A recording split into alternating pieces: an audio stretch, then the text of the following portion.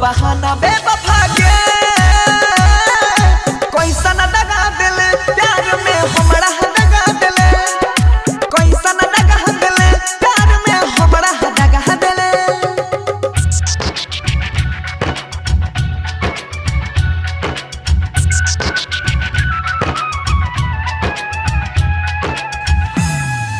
DJ Manish Raxaul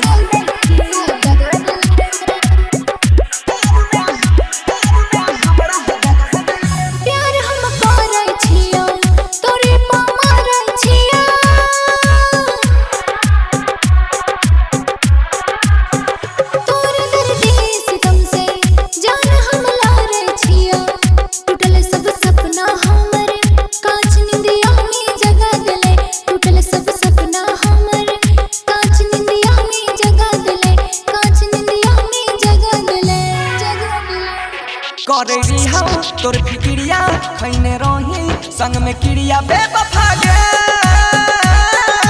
कैसा न दगा दिल प्यार में हमरा दगा दिल कैसा न दगा दिल प्यार में हमरा दगा दिल।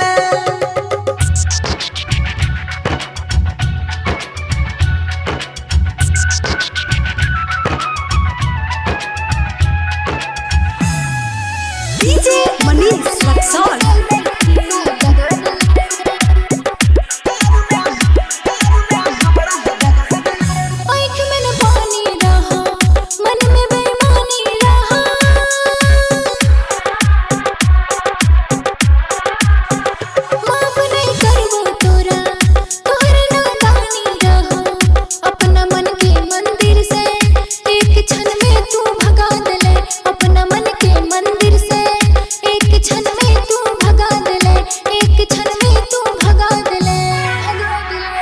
मलिका राकेश बंसी धर के छोड़ा ले नहीं घाट घर के बेवफा गे